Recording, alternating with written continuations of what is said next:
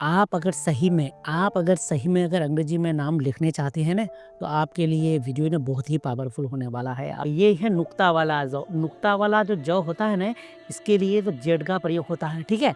और ये सिंपल जो जौ रहता है ना, सिंपल जो, इसके लिए जे का प्रयोग होता है, ठीक है।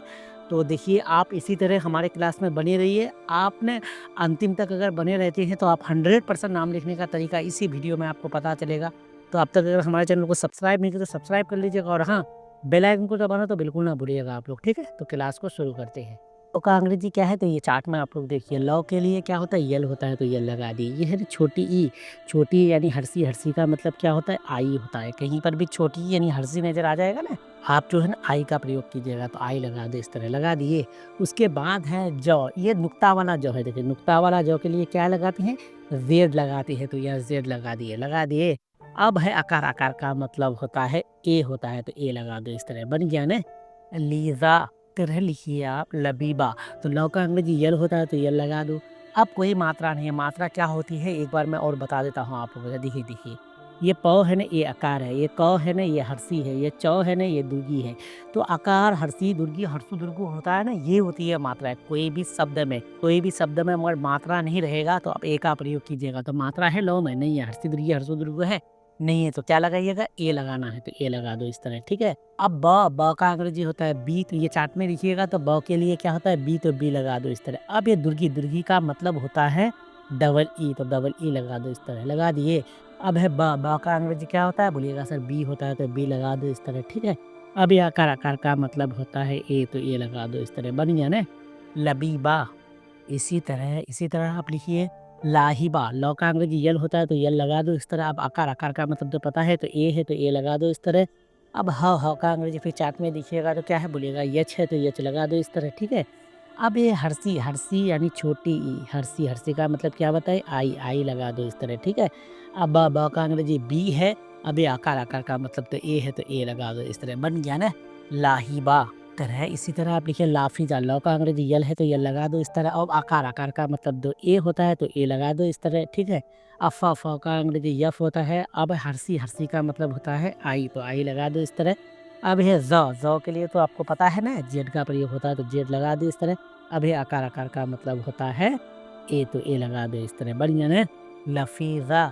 इसी तरह लिखिए लालीन। लौ का अंग्रेजी यल है, तो यल लगा दो, इस तरह। अब आकार। आकार का मतलब ए है, तो ए लगा दो, इस तरह।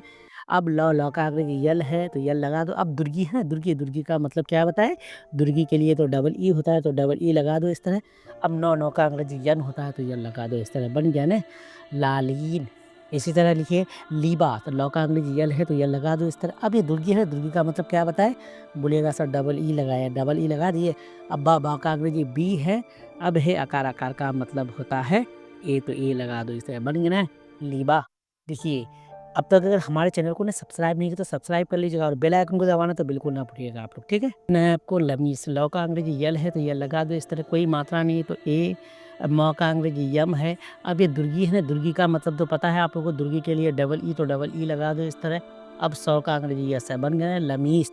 इसी तरह लिखिए आप लासमा। लौ का अंग्रेजी यल है, आकार के लिए ए है। सौ का अंग्रेजी यस है, बन गया लास। अब माँ का अंग्रेजी यम है। अब आकार के लिए क्या होता है, आकार के लिए ए का प्रयोग करते थे, ए लगा दो, इस तरह बन गया ना लासमा। देखिए, ये एक बात आप लोग ध्यान रखिएगा, जब भी हिंदी में कोई भी शब्द को 2 बार बोला जाता है, तो अंग्रेजी में उसको टुकड़ा करके लिखा जाता है, ठीक है।